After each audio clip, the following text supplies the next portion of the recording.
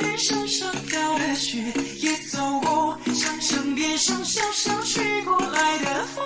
山河边，英雄队如林间化成一场雨，天地间一品鉴划破了青天。我走过墨梅万丈不言长河落日圆，谁听说相关湖景悠悠唱不完的歌。知其月，自古英雄豪杰等与人为险，天地间江湖月，途经多少年。你说江湖是一道魂，天边的云开了一扇门。你说江湖是一条河，前面的夜我也望不穿。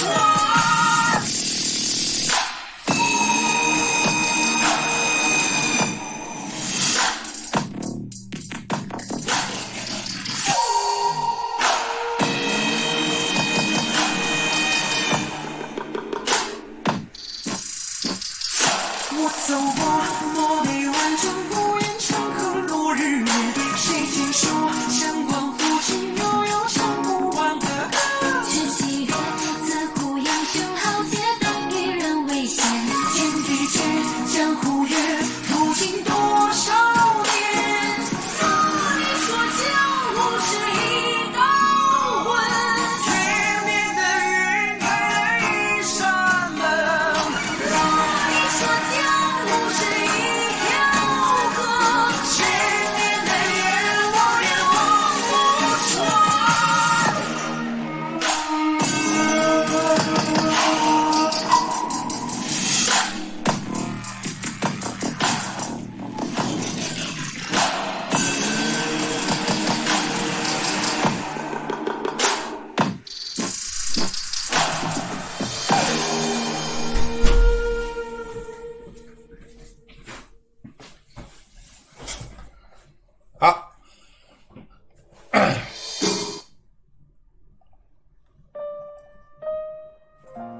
好，感谢同学们啊，我也不是传统意义上的老师啊，大家也都没有见过面，所以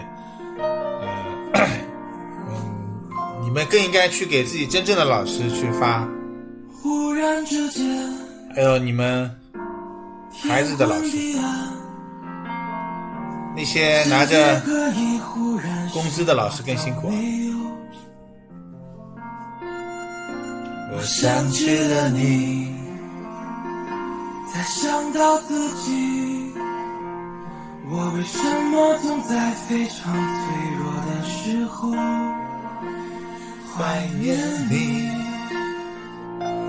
我明白，再放不开你的爱，太熟悉你的关怀，分不开，想你算是安慰还是悲哀？而现在，就算时针都停摆，就算生命像尘埃，分不开，我们也许反而更相信爱。好，我们开始今天的啊，今天这个1000实在等了我半天，本来我想早点开始的啊，你们这个举手太不给力了啊，也有可能周五大家有事情吧。今天呢，主要聊一聊人怎么样能够炒股变得聪明啊。既然是教师节，我们聊一点有一些哲学的东西，好吗？因为前面我也在给那个助理聊的时候啊，也在跟他说这个问题。一个人我们称之为聪明或者笨，是为什么呢？是因为我把空调关下来，吹得我有点冷啊。是因为他在这个反应上面啊，回答别人的提问的时候啊，对答如流。我们之前说诸葛亮舌战群儒啊，当然这个是《三国演义》里的情节，但诸葛亮本身也是，你们看那些牛逼的政治家啊，或者说有一些牛逼的局部吧企业家，特别是西方的这些，他们都要会说话啊，总统1、2、3轮这样上去，也要有电视上的这个辩论，所以学会说话变得用来衡量一个人到底有没有能力的一个非常重要的一个标准。现在啊，当然我们以前传统上说东方人比较含蓄啊，企业家不会说话，这个也在慢慢的改变，也都非常会说话。那么会说话，抛开有稿子有这个演戏的这部分以外，剩下的就是临场的反应。而这个呢就是逻辑，我们讲的这个一点就是你的逻辑能力强不强。因为逻辑它是什么？它是对客观事物规律的研究探索啊。我们通过百度可以知道逻辑学的发展啊，它经过了具象逻辑到抽象逻辑到相对逻辑3个阶段。逻辑学是我们研究人类思维一个非常非常重要的学科，它里面有内容和形式2种表现方式啊。思维的形式是指以反映对象属性的不同方式来表达思维内容的不同方式。所以逻辑学这个呢听起来有点拗口，等会我会用这个简单的生活的例子来跟大家讲。就逻辑学它本身也是属于哲学的范畴，就哲学的分支啊。所以我们说炒股票的人要不要学逻辑学，那是当然是一定需要的啊。只是我们很多人他没有在课本上学，而是在生活当中学。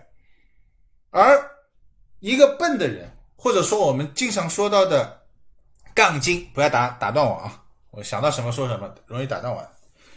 我们说的这种杠精，就是我们在交流沟通的过程当中，你认为什么叫好的老师？好的老师就是不是说他讲的东西多么的有道理，而是他讲的东西下面的学生能够听得懂。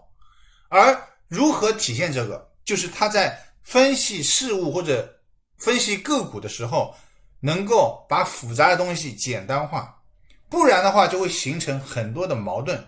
人跟人之间的矛盾，我们说人以类聚，物以群分，也是因为有些人没有办法掌握简单的逻辑，而掌握了简单的逻辑可以提升有效的沟通。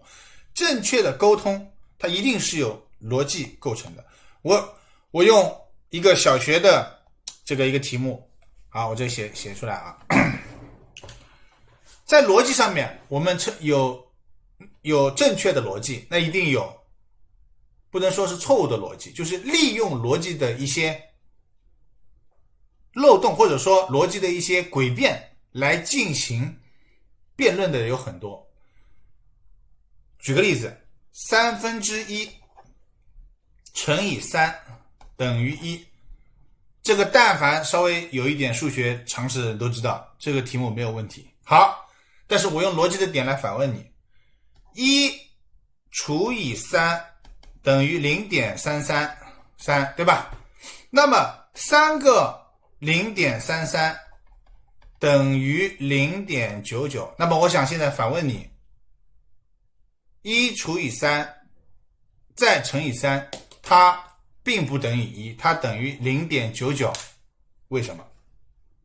这是一道非常简单的一个逻辑题，小学的一个问题，其实很容易解决。首先你们自己去想一想啊，能够直接反应过来的打一个3。我当时就是这个问题问了助理啊，他当时没有反应过来。其实逻辑里面有一个第一要素叫做同一律，就是在同样的一个规则下面，那么进行有效的分析才有效。1/3乘以3，它是什么？把1分成3份，表示和1和3的比例关系。它是一个怎么样运算的什么规则，而不需要给出具体的数值，就是把1份的东西分成3份再乘以3，它还是回归1份，而具体数值必须化成小数，而不同类型的分母化成不同类型的小数，这是数学题。比如说有除不尽的5，有除不尽的7，对吧？那么这是跟分母有关，最终形成了无限的循环。那么我们可以理解为，如小数的定义为无限2个字的话，那么 0.99999 可以等于1。这是2个完全不同相关的比较，不应该拿到一起来。我再举个例子，我的办公桌是木头做的，但不代表所有的木头它都是桌子的形状，对吧？这是一个很简单的。遵循同一律是破解逻辑诡辩，或者说我们有些人在辩论啊，或者在探讨一个问题当中有的问题容易出现的一个问题。好，我再举个例子啊，这个例子很简单。再举个例子，有人说，比如你这个炒股票这个事情，我们就讲炒股票这个事情。炒股票这个事情，如果这个人炒得很好，或者说炒股票这个是一个赚钱的事嘛，他真的很能赚钱，他为什么要写书呢？所以推导出看书来学习炒股票是没有用的。这个逻辑明显的逻辑诡辩，你听着好像不对，但是你又无法辩驳它。好，你该怎么解释？同样的道理，要同一律。在这个就是逻辑的诡辩，它是怎么样？它是利用人心的想法，断章取义，曲解歪曲或者简化某一个观点，然后再输出的过程。首先在这个逻辑里面，赚钱和看书并不划等号，就是赚钱这件事情和看书不划等号，否则没有人要去学通识教育了，所有的人就不要读书了嘛。因为不是所有的人读书最终他都能赚到钱的，大家都受过9年制义务教育，甚至很多人读过大学、研究生、博士，受过高等教育，但是他就一定出来能赚钱了吗？不划等号。就像我们经常讲的一句很俗的话，师傅领进门，修行靠个人。这个领进门就是我们学习的过程，它提高了我们的认知，提高了我们的能力。如果你没有这个认知，没有这个能力，你大概率是赚不到钱。但是你具备了，你还要怎么样？到社会上去打磨。就你看书学习了以后，你要真的实际去做到知行合一，这个很难。所以写书的人不代表他可以赚到钱。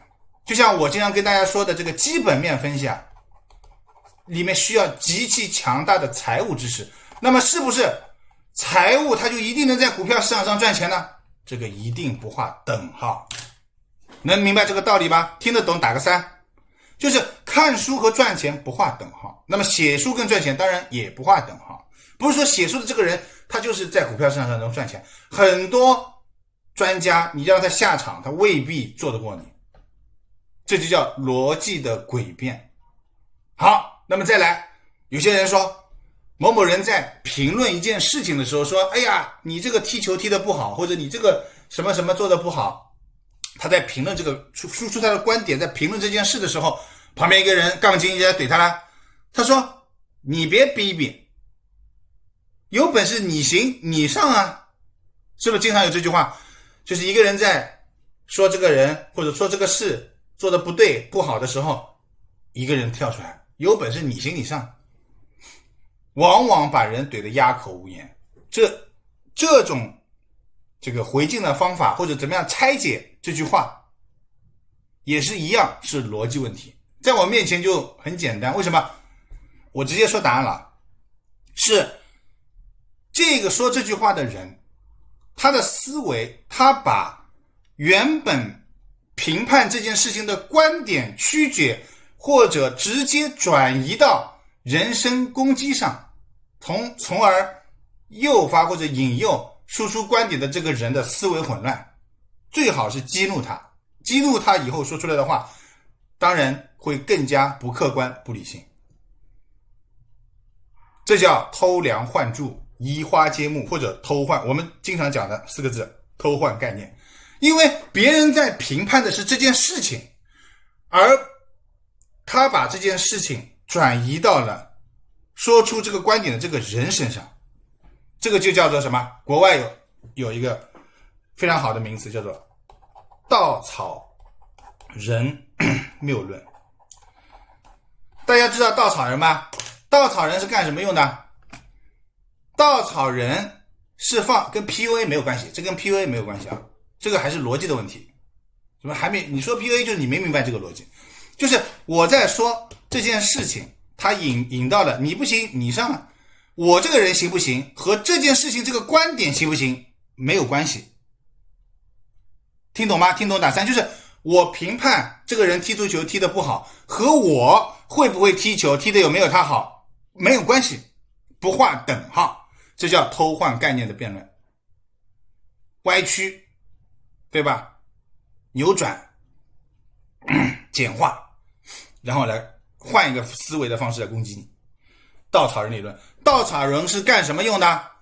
稻草人在这个西方2种，一种是巫师手上有个稻草人，就我们那个时候看这个影片啊，这个扎小人有个稻草人扎他，然后用魔法转到那个人身上扎他的手，那个人手就痛，对吧？这是一种移花接木一样的一种法术嘛。还有一种就是放在这个田地里有个稻草人，然后乌鸦来了鸟来了，发现哎呦有个人，他就逃了，对吧？有个稻草人，然后风一吹他还会动一动。稻草人就是用来偷梁换柱、偷换概念，把那些智商比较低鸟嘛，对吧？大脑相对简单的动物给驱离了。你人肯定不会被吓到嘛。好，那就得出个结论，这个社会并不是傻子很聪明，而真的是并不是因为骗子很聪明，而真的是因为傻子的思维逻辑基础能力很烂。这也是为什么我要做直播，每次都讲简单的道理的原因。因为复杂的东西很多人他来不一定能理解，但是简单的逻辑你能听懂，你慢慢强化训练，你就比如说我前面讲了几个例子，人家在问你，你就可以辩驳他。如果你说的这个东西他无法理解，那他的这个逻辑水平是很低的，对吧？好，回到股票，我举个例子，沃生生物的 mRNA 和他所现在做的工厂现在就进入了稻草人谬论的阶段。所以我经常讲，新闻是让我们希望看到的。为什么有的时候利空出尽是利好，利好出尽是利空？这个利好，这个利空就是那个稻草人，就是那个稻草人。上涨下跌有它背后的逻辑和原因，但是当稻草人出现的时候，你要明白主力希望你干什么。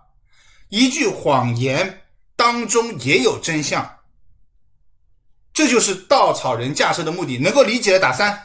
任何人他在这吹牛说谎话的时候，他要曲解原作者或者一件事情的这个真实的意义的时候，他故意要误解你，他背后一定有他真实的理由，无论是逃避还是干什么，还是让你去攻击这个稻草人，还是让你远离稻草人，他背后隐藏的秘密更为重要。那是不是有稻草人的股票就不能买？不是，我们要随稻草人一起起舞。我经常讲投机票就是啊，当这个稻草人出现的时候，你就知道他要拉升啊，对吧？然后稻草人啪一转向的时候，你应该卖出啊，伴随稻草人起舞。投资票、投机票都是这样的，找到那个点。我们有的时候设置锚，也是通过判定稻草人所处的这个位置来区隔出股价买卖的信号。所以包括天赐材料，博腾也是一样的。我们买入天赐材料的动机是什么？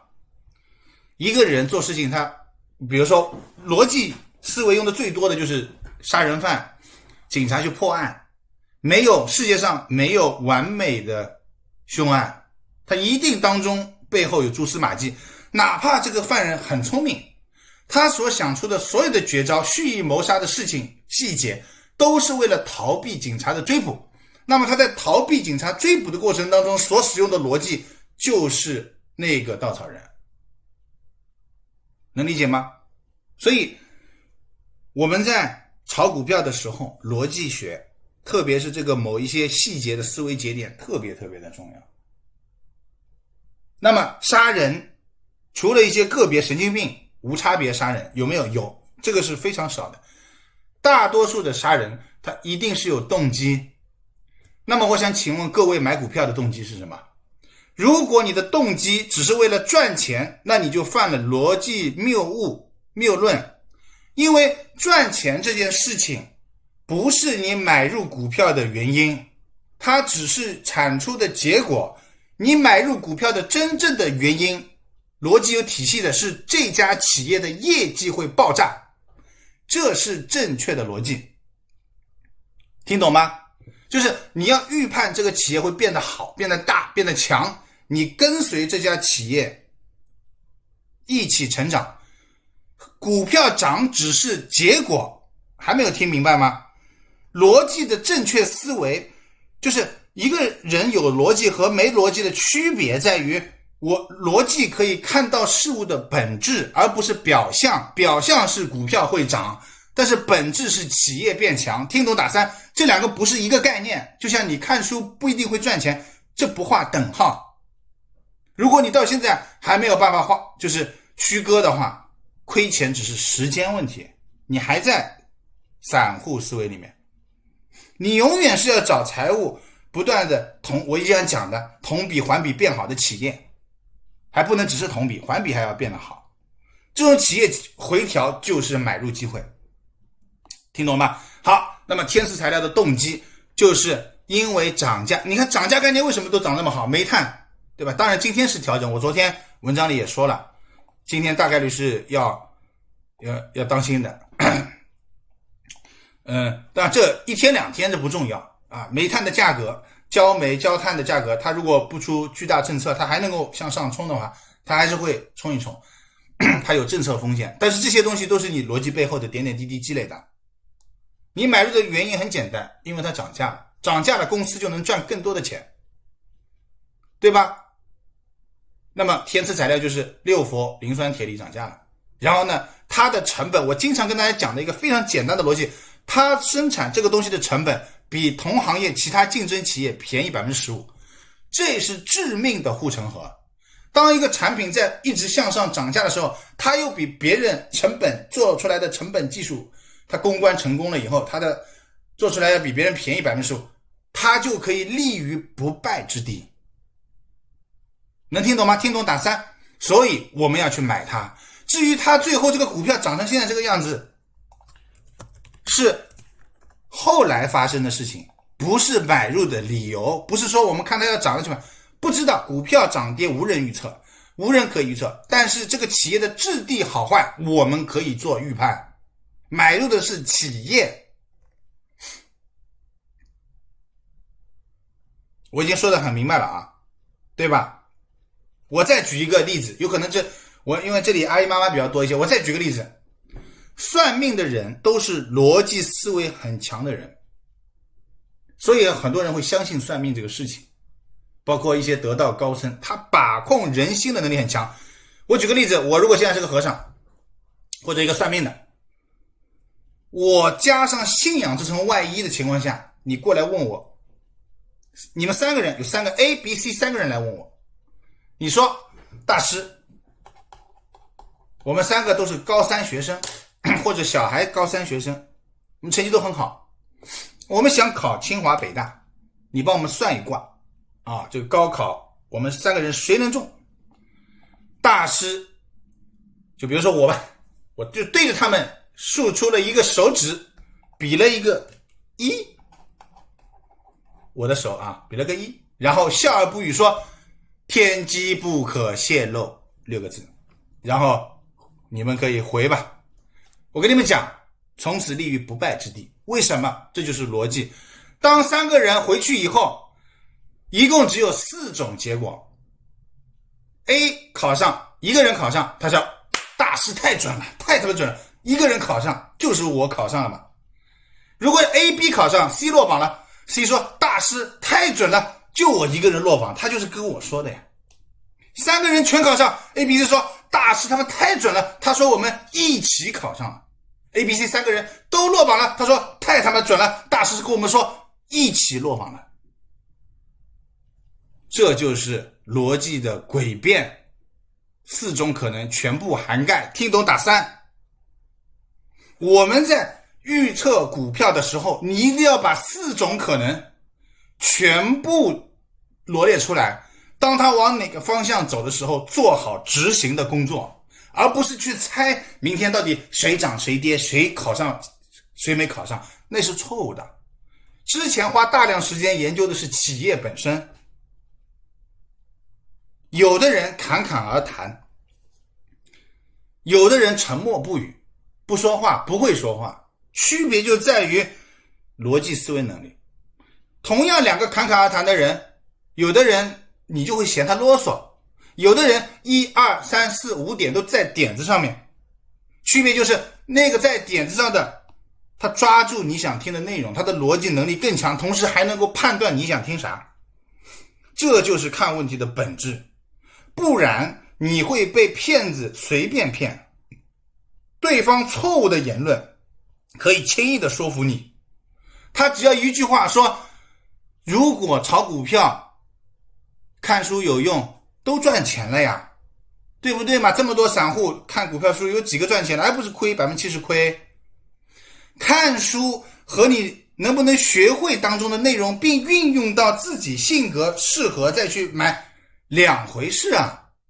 我再举一个很简单的例子，我买天赐、沃森、伯特，我在这里2年前跟所有人说了，有几个人在这3个股票里面拿到现在的？并不是啊，这个不画逻辑等号。我说和你拿不拿得住两回事，我每次都说拿住吧，文章里面还说鳄鱼咬一口怎么还给你毛，对吧？这个价格怎么样，怎么弄底仓，怎么大部分的人全部买光了。这就是逻辑的本质，你要看到事物的本质。我为什么要说这个话题？因为很多人在这方面很欠缺。我有一个3个人的小群，一个人他发了一个视频，就是王志文演的一个片子，他用正确的废话讲出了大部分散户想听的内容，就是说炒股票那些写书的这个没有用的，对吧？股票这么赚钱的东西，作者如果能赚钱他还写给你。然后那个人回答什么什么，2个人还深以为然。其实这个逻辑很容易破解。伟大的，我不就抛开股票，那些伟大的经济学家、物理学家、数学家，很多人都著书立作，但是看了那些书的人就都成为数学家、经济学家、物理学家了吗？并没有。书是书，它代表提升我们能力的可能，即便你看完了掌握了，你的运用又是另外一回事情。你能听明白了打3，是不是？你看你们2个人，就是我说的这个问题是让你们去猜那个电影叫什么名字吗？啊？为什么有的时候我会一下子生气？我会觉得不可理喻。我在说的这个点，你在跟我说那个事情，你是觉得自己很搞笑吗？抓紧时间把我前面说的东西记下来，以后在发生事情的时候，你要知道自己应该回答什么，你要知道自己应该回答什么，不应该回答什么。情商和智商双高的根本是你要有逻辑，你要知道什么话可以讲，什么话不可以讲，明白了吗？包括现在很多微博上面下面的一些对某些事件的抨击，断章取义。但是微博上面嘛，我们也没必要去跟人家辩驳，因为没有意义，没有价值。断章取义这一套是在辩论大赛中用的比较多的。我们在看这个以前的奇葩说，还有真正的这种辩论上面，你会发现那些你看着一听好像没有什么道理，但是哇塞，你就被他说服的一些话术，它都是利用了逻辑的思维的这些点。别人讲出来一段话的某一小块，曲解、简化、攻击。所以在这个过程里面，我不是说希望大家通过这个去跟人家辩论，这个就低级了。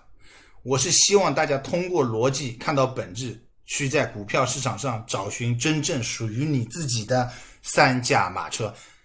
今天的课其实就讲到这里，下面听懂了打3，反复听一下好吗？听众打3，特别是我那举的几个例子，对吧？你怎么去破解？人家是怎么想的？思维是怎么来的？感觉一下物与物，1/3乘以3，伸出一个手指，对吧？这些这种例子还有很多啊。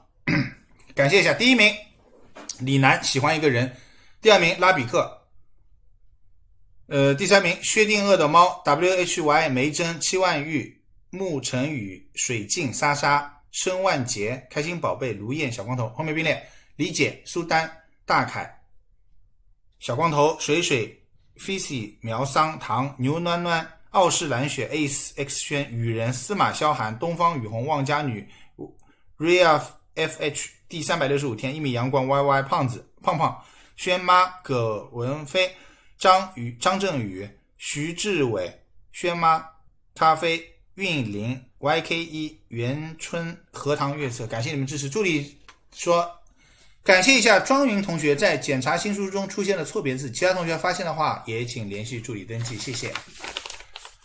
好，说完了。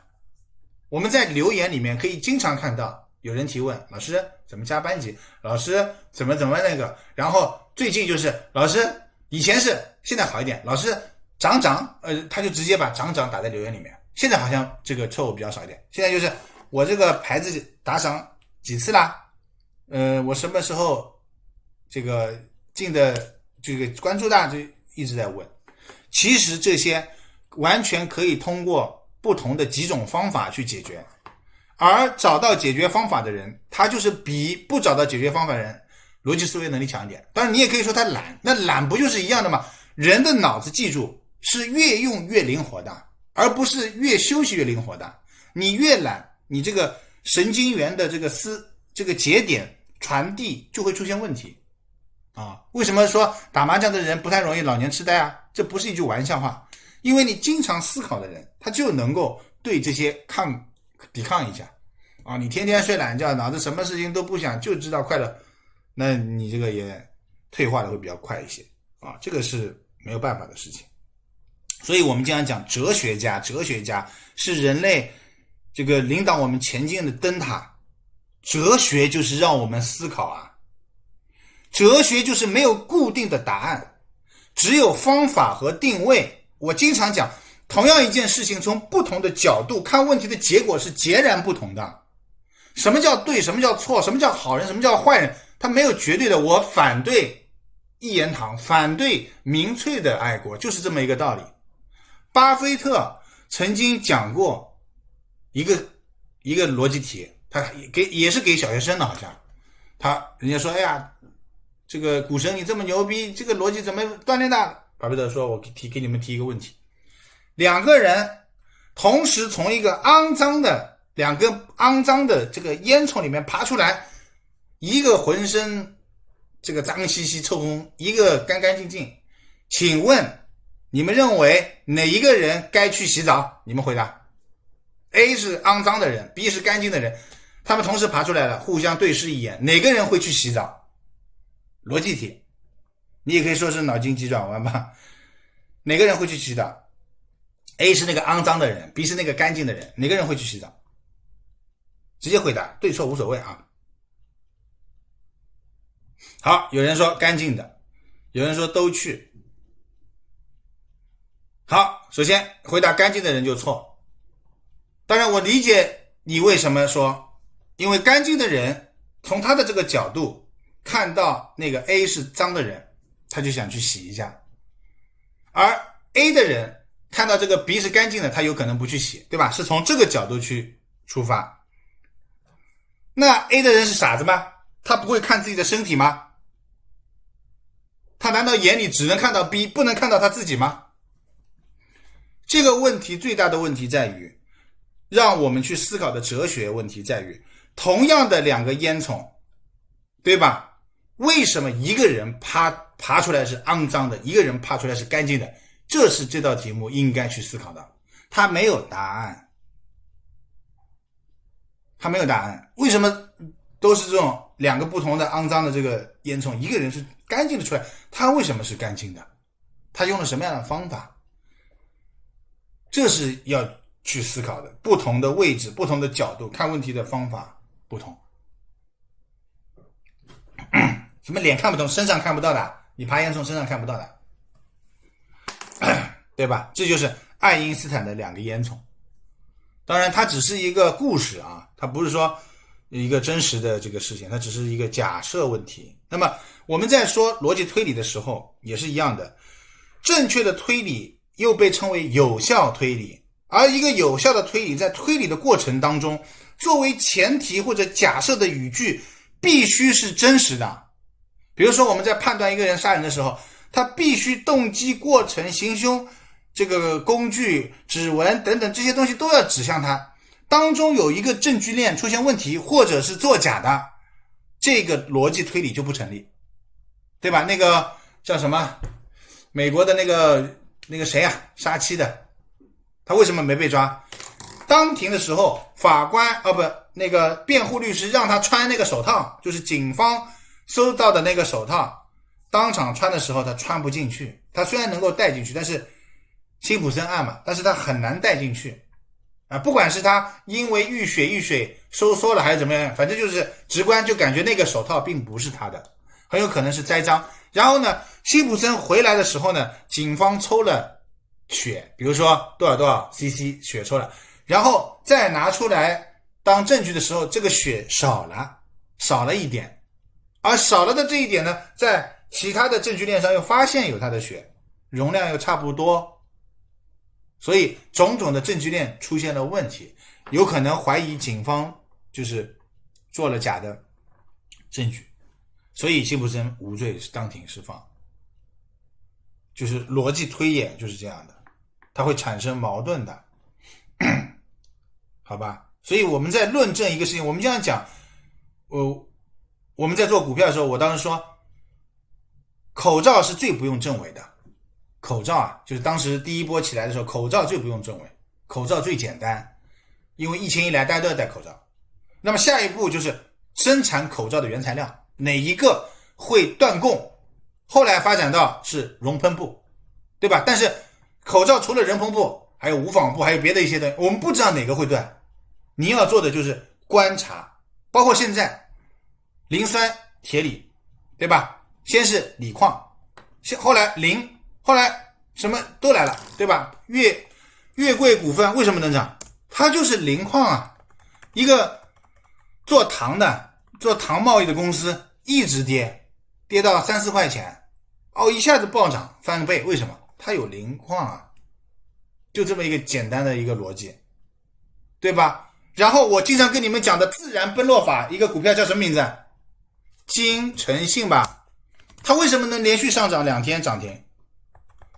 因为自然奔落法就是帮那些煤炭公司什么公司挖矿的呀，他有这方面的议价话语权呀。我有没有跟你们说过自然奔落法？你们在我的微信公众号里面搜索自然奔落法，我单独拿了1篇的文章写它，你耐心持有就是了，对吧？那么它就是在这个赛道里非常好，你现在在谈它没有意义。你们去看一看我是什么时候说这个股票的。我在这里又要狂拽酷炫屌炸天一下，现在谈天赐、谈博腾、谈沃森都没有任何稀奇，只是投机的这种状态，就是已经连续涨了，你说一下废话，傻子也看得出来，又撤交易了嘛。但是2年前说那叫本事，但是背后的逻辑是这样的，几块钱说的不重要，重要的是你自己到微信公众号去查，明白，这才重要。你只有自己去做了这个动作，你才能记在你的脑子里。我现在告诉你10块钱说的或者多少钱说的，你现在记住，牛逼，听一听，哇，老师讲的真好，我敢打包票，1个礼拜1个月以后你全忘记，1个月以后你全忘记，因为你懒惰。听懂打3。笔记这堂课笔记不做的人一定会忘记的，付出和收获成正比。我以前给你们看过视频的，你知道我的笔记本有多少吗？我从读书到现在养成记笔记的习惯。我记股票的笔记是以箱来论的，一箱一箱一箱。我现在手边的笔记本，我虽然3个股票不动，弄一点投机票，我每天依然要记笔记啊。你呢？你有笔记吗？你的笔记本拿出来我看一看。好记性不如烂笔头。古人讲的这个话有点东西的。但是比如说我们讲老人说的什么什么是对的，什么什么，这句话又是逻辑的谬论。在不同的时期、不同的环境，某一些的对待事物的看法态度不一定是对的，对吧？以前指腹为婚是对的，现在这个肯定是不行，要自由恋爱，是吧？就是希望大家能够理解我良苦用心啊！这堂课放在了教师节，我觉得非常的有价值。在这里要感谢这个一个小群里的今天早上正好发出的这个视频，没有这个做引子，我也不会讲这一段。好吧，要改变。为什么我现在终于明白为什么有些人做股票他就是很难赚到钱，就是因为你脑子里本身在逻辑思维这方面就是差那么一口气。你也是聪明的人，也是情商高的人，但是懂我意思吗？就是别人用逻辑诡辩这样东西来跟你说的时候，你竟然会相信，或者有一点点动摇，而不是像我一样直接拿出来会驳斥说看书和赚钱不划等号，作者和赚钱不划等号。我能够明白这个世界上很多作者最后都破产的炒股票，巴菲特的老师炒股票，格雷厄姆也是破产的，但并不影响巴菲特把格雷厄姆作为他人生最重要的导师，最崇拜的人，这两者不划等号，因为格雷厄姆教会了巴菲特他现在成功的一切要素，他的这些什么价值投资的方法、烟蒂法都是格雷厄姆教给他的。至于能不能用得好，是取决于巴菲特他自己本人。格雷厄姆失败了，巴菲特不一定也失败了，但是巴菲特的这套东西换了另外一个人有可能又是失败的。巴菲特他自己改良了，他自己足够的努力，他找到了驾驭这个东西的方法，是不是这么一个道理嘛？这是逻辑，这是逻辑啊，兄弟们。好了，今天就到这里，感谢大家的收听。今天阿凡就不讲了吧，也没什么事情啊，下课。